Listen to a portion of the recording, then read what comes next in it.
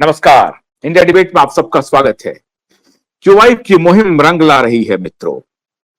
धीरे धीरे ही सही, लेकिन क्यूबाइब जो कुछ भी कह रहा था अब वो आहिस्ता आहिस्ता सच साबित हो रही है और इस मुद्दे की जांच दूसरे तरीके से ही सही लेकिन होनी शुरू हो गई है।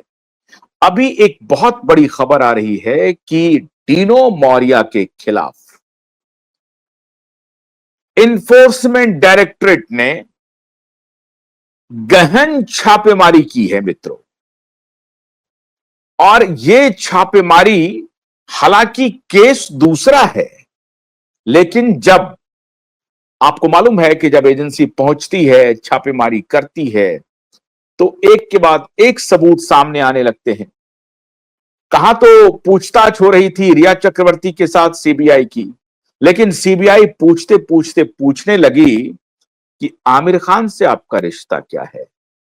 पूछते पूछते यह भी पूछने लगी सीबीआई कि 7 जून को आप आमिर खान के घर क्यों नहीं पहुंची। पूछते पूछते यह भी पूछने लगी कि आपने सुशांत सिंह को आमिर खान से मिलने की बात क्यों नहीं बताई। अब ये सारे सवाल आपको लग रहे होंगे कि बड़ा ही साधारण सवाल है, फोन कॉल में उनके मैसेज आ गए और इस वजह से उन्होंने उनको पूछ लिया, लेकिन ये साधारण सवाल नहीं है, ये असाधारण सवाल है। ठीक उसी प्रकार से मीठी रिवर में 65 करोड़ के घोटाले में डीनो मौर्या के घर पे और इनके भाई सेंटिनो मौर्या इनके भाई हैं। डीनो मौर्या, सेंटिनो मौर्या के घर पे जो छापेमारी हुई है और केतन कदम जो कॉन्ट्रैक्टर है, मीठी रिवर के डीसिल्टिंग का जो कॉन्ट्रैक्ट मिला हुआ है केतन कदम को, उसके घर पे चेन्नई में और मुंबई में कई जगहों पर ईडी ने छापेमारी की है। ईडी की छापेमारी बाद में आई है मित्रों। पहले economic offence wing, Mumbai police का जो इकोनॉमिक ऑफेंस विंग है, ईओडब्ल्यू जिसको आप कहते हैं शॉर्ट फॉर्म में, ईओडब्ल्यू की पूछताछ घंटों हुई है। 8-8 घंटे हुई। एक दिन पहले भी पूछताछ हुई, इसके पहले भी पूछताछ हुई और इस पूछताछ का सिलसिला चलता रहा। कभी ये बातें मीडिया में आई, कभी मीडिया में नहीं आ पाई, लेकिन पूछताछ का सिलसिला चला। किनके साथ? डीनो मौर्या के साथ, डीनो मौर्या के भाई सेंटिनो मौर्या के साथ और केतन कदम के साथ। केतन कदम की एक कंपनी है यूबो रिच,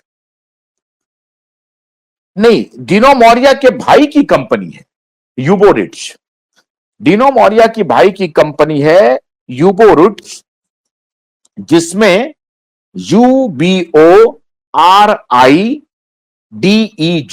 UBORIDEZ, यूबोरिज कंपनी सेंटिनो मौर्या की है।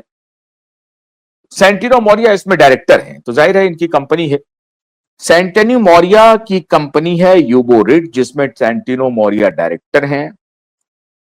केतन कदम की कंपनी है वोडार इंडिया एलएलपी।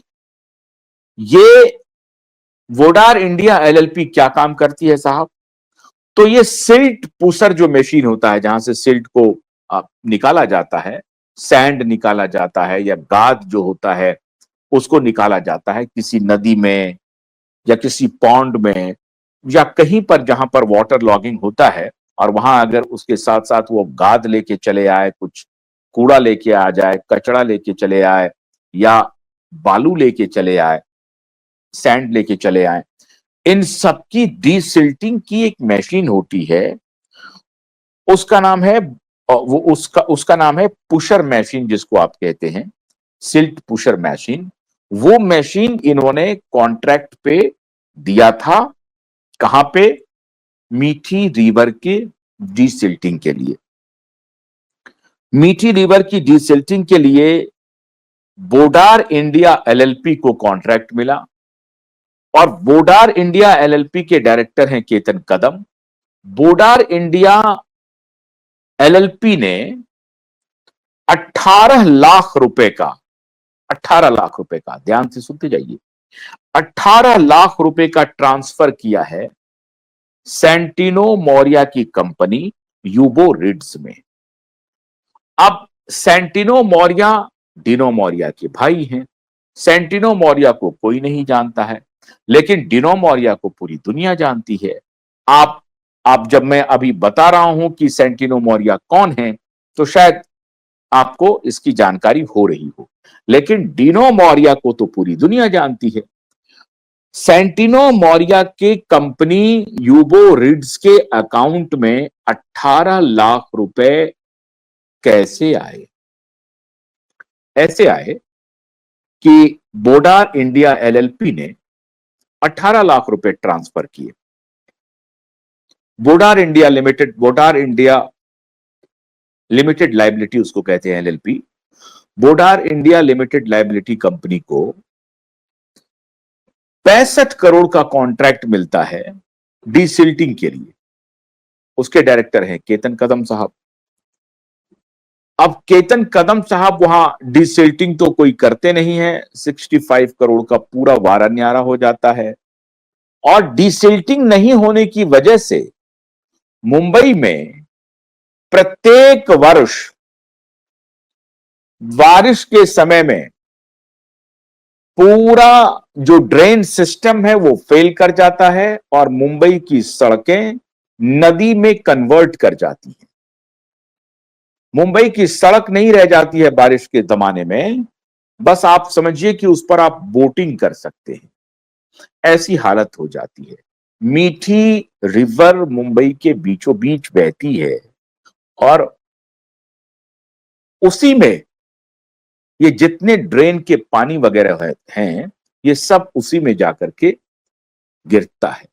और अगर मीठी रिवर ड्रेन से ऊपर है तो ये जो पानी का फ्लो है वो मीठी रिवर में नहीं जाता है। अब ड्रेन के लेवल से अगर मीठी रिवर का लेवल ऊपर हो जाता है, ऊपर कैसे होगा?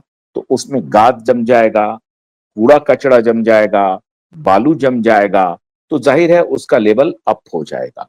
तो अगर मान लीजिए कि ये ड्रेन है, ड्रेन का पानी गिरना था यहां और ये लेवल आ गया यहां, तो ड्रेन का पानी जाएगा इसमें? नहीं जाएगा। अगर ये लेवल ऐसे रहेगा, ड्रेन ऊपर रहेगा, तो ये पानी नीचे गिर जाएगा और मीठी रिवर में पहुंच जाएगा। लेकिन अगर ये लेवल ऐसे हो जाएगा और ड्रेन यहां पर है, तो ये पानी इसमें नहीं जाएगा। ये है पूरा खेल।